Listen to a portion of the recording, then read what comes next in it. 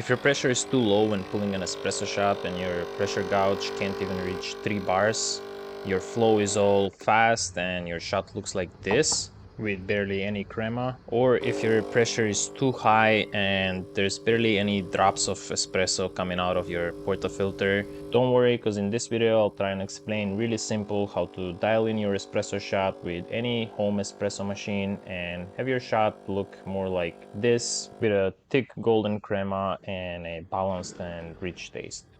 Okay, so first things first, the most common issue for low pressure when pulling an espresso shot is the freshness of your coffee. So if your coffee is older than 25-30 days and has not been stored properly in that time, you need to get a fresh bag of beans, freshly roasted, and keep it in an airtight container like this. And if you don't have a coffee roaster nearby, I'll have a few recommendations of Italian coffee brands down in the description below. And the next thing what you'll need is a coffee scale.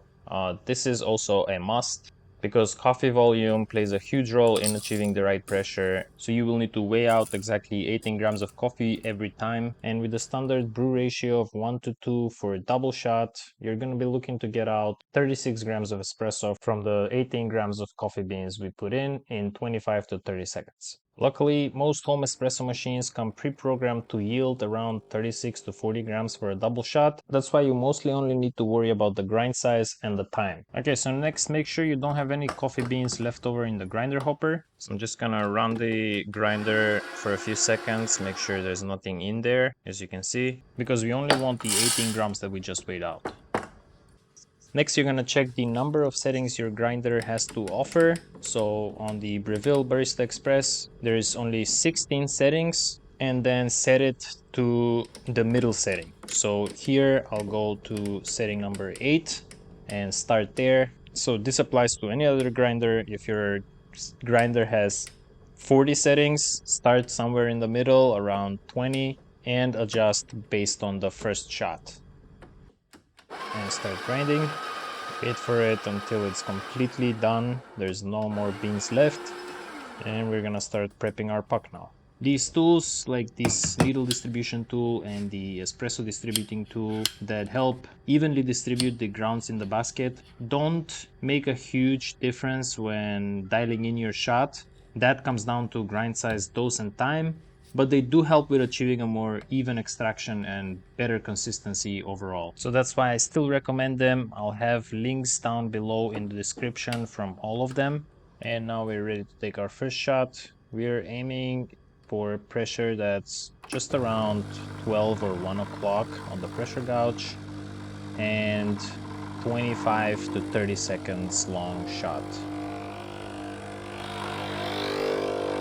As you can see, this pressure is just a bit lower than it should be, and the flow is kind of fast, and it only lasted 21 seconds, so we need to make just a small adjustment for our next shot, which would be just a couple of settings finer from where we started. So we started at 8, and I'm gonna do 6 for our next shot and just start all over again. We're gonna weigh out our beans, grind them, prep our pack, and pull our next shot.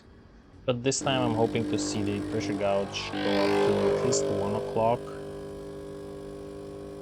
So right there might just be perfect, judging by the flow of the espresso.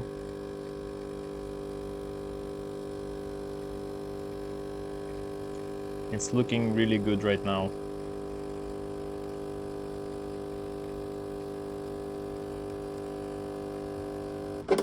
And that's 27 seconds, so that's the time we were going for. And look at this shot. The crema looks really good.